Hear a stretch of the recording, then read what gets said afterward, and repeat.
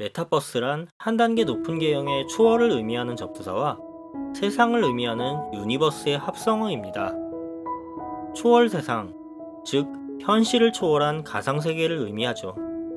왠지 낯선 이 단어 조금 더 알아봅시다. 전 지구적 팬데믹은 언택트 시대를 한 세대 빠르게 성큼 가져왔습니다. 그렇다면 코로나 이전에는 메타버스가 존재하지 않았던 걸까요? 아닙니다. 현실 세계와 가상 세계를 오가는 영화는 이미 많았습니다. 그리고 이 흥미로운 세계를 엔터테인먼트 업계에서도 차용하기 시작하죠. 최근 방탄소년단이 포트나이트라는 게임 세상에서 자신의 뮤직비디오를 최초 공개하는데 방탄소년단을 대신한 캐릭터가 춤을 추고 그 스크린을 보기 위해 또 팬을 대신한 캐릭터들이 한 곳에 모여 뮤직비디오를 감상합니다. 최근 코로나로 인한 메타버스는 또 있습니다. 동물의 숲이라는 게임 속 캐릭터는 하나의 농장을 소유하고 키울 수 있는데 고유 코드를 통해 다른 사람의 마을에 방문할 수 있습니다. 이를 통해 최근 미국의 대통령 조 바이든이 동물의 숲에서 선거 캠프를 만들기도 하고 UC 버클리 학생은 게임 속의 캠퍼스를 그대로 건설해서 총장과 연사 등 캐릭터들을 세워 졸업식을 진행하기도 했습니다. 이것이 바로 현실의 일을 완벽히 가상에 옮긴 메타버스입니다. 메타버스는 꼭 현실과 가상이 같아야만 하는 것은 아닙니다. 이 밖에도 어떤 메타버스가 있을지 더 알아보겠습니다. 끝까지 시청해주세요. 어떻게 이런 새로운 증강세계가 나타나게 된 것일까요? 강원대 김상균 교수는 인간의 호기심은 늘 새로움을 탐닉하고자 하는 본능과 더 높은 효율성을 통해 더 높은 성취를 원하고자 하는 심리 때문이라고 말합니다. 무슨 의미일까요? 코로나로 인해 집에 머무는 시간이 늘어나면서 새로움에 대한 자극이 줄어 디지털 세계에 대한 탐구가 심화되었고 이 와중에도 디지털 세계는 효율적인 성취를 이룰 수 있게 되었습니다. 심지어 이런 가상세계의 도전은 실패한다 해도 현실 세계보다 위험성이 적기 때문에 안전하게 도전할 수 있게 된 것입니다. 자, 이제 메타버스의 기본적인 이론에 대해 알게 되었으니 메타버스가 무엇인지 더 구체적으로 알아봅시다. 책 메타버스의 저자 김상균 교수는 현재까지의 메타버스를 총 4가지로 분류할 수 있다고 합니다. 증강현실, 라이프 로깅 세계, 거울 세계, 가상 세계입니다. 첫 번째, 증강현실은 아마 많이 들어보셨을 텐데요. 현실의 세계에 가상의 물체가 덧입혀진 모습을 말합니다. 대표적으로 포켓몬고를 떠올리면 쉽습니다. 스마트폰을 통해 보면 눈에 보이지 않던 이미지가 현실의 배경 위에 오버랩되어 나타나는 마법 같은 모습에 다들 놀라셨을 겁니다. 이러한 증강현실은 마케팅에서도 적용됩니다. 따뜻한 크리스마스를 보내는 싱가포르에 코카콜라는 눈을 선물했습니다. 과연 어떻게 가능했을까요? 핀란드에서 한 꼬마가 화이트 크리스마스 머신에 눈을 넣으면 싱가포르의 머신에 하얀 눈이 내리게 됩니다. 지구 반대편의 사람들과 소통하고 눈을 보내주는 기술을 증강현실을 통해 만들어낸 것입니다. 두 번째, 라이프 로깅의 세계입니다. 현실의 내 모습과 생활을 디지털 공간에 기록하고 공유하면서 더욱 커지고 있는 세계입니다. 우리는 실시간으로 지금 어떤 음식을 먹는지, 어디에 있는지, 무슨 노래를 듣고 어떤 책을 읽는지 인스타그램 스토리, 페이스북 포스팅 등 다양한 소셜미디어를 통해 공유합니다. 라이프 로깅은 사실 특별한 것이 아닙니다. 공책에 쓰던 일기부터 블로그에 올리는 일상까지 모두가 라이프 로깅입니다.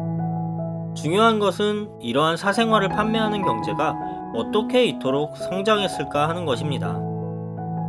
현대인은 많은 이야기를 나누고 소통하지만 자신에 관한 이야기를 하는 기회는 의외로 적습니다.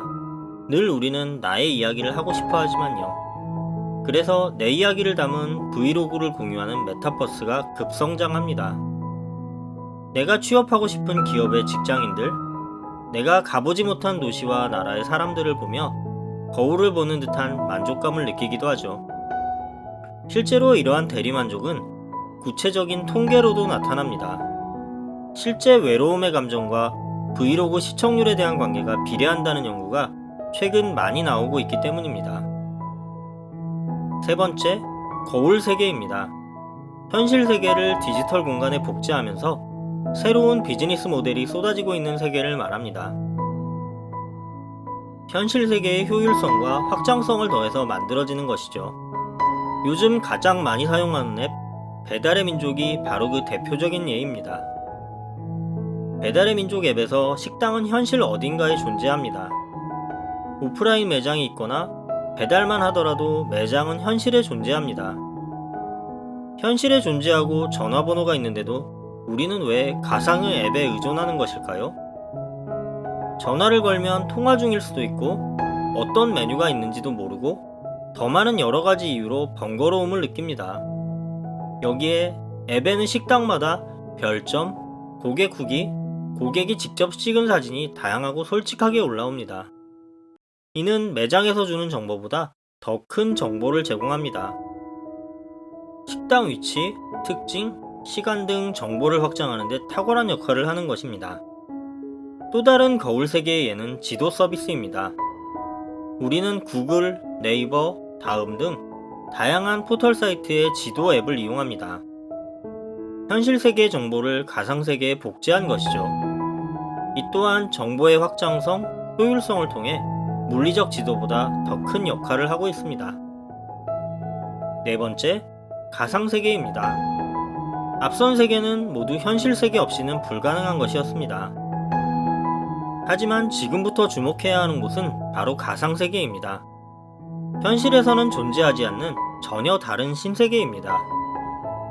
현실과는 다른 공간, 시대, 문화적 배경, 등장인물, 사회제도 등을 디자인하고 그 속에서 살아가는 메타버스를 가상세계라고 부릅니다. 2015년 유발 하라리가 발표한 호모데우스에서 신이 되려는 인류는 영원한 삶을 살며 끝없이 행복하고자 한다라고 말했습니다. 즉, 인간은 스스로 창조한 세계에서 스스로 창조한 캐릭터와 어울려 지내려고 하죠. 현실을 살아가기도 바쁜데 왜 우리는 가상세계로 가고자 몸부림치는 것일까요? 그 이유에 대한 여러 논문과 연구가 있습니다. 현실에서 즐기지 못하는 모험을 즐기고 소통을 즐길 수 있다는 것이 가장 큰 이유입니다.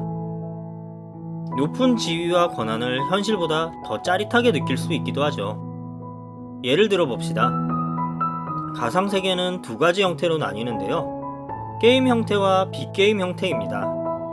게임 형태는 게이머들에게 익숙한 월드 오브 워크래프트, 포트나이트, 리니지 등 게임의 가상세계에서 높은 지위와 권한을 갖고 모험을 즐기는 것을 말합니다. 반대로 빅게임 형태의 가상세계는 로블록스, 세컨드 라이프 등이 있습니다. 이는 새로운 세계를 건설하고 현실과 상관없는 다른 자아를 만들어 커뮤니티를 형성하고 소통하는 세계입니다. 2021년 꼭 알아야 할 단어로 늘 손꼽히는 메타버스는 마치 코로나 이후 급작스럽게 다가온 세계처럼 보이지만 우리는 이전부터 많은 메타버스에 살고 있었습니다. 많은 전문가들 또한 메타버스를 한마디로 정의하지 않습니다. 아마도 앞으로 더 많은 형태의 메타버스가 나오기 때문일 텐데요. 지금까지는 어떤 종류의 메타버스가 있는지 알아보았지만 더 자세하고 구체적인 미래가 궁금하다면 김상균 교수의 책 메타버스를 읽어보시길 추천합니다. 미래에 한 발짝 다가가는 여러분을 응원하겠습니다. 하루 한 권 TV였습니다.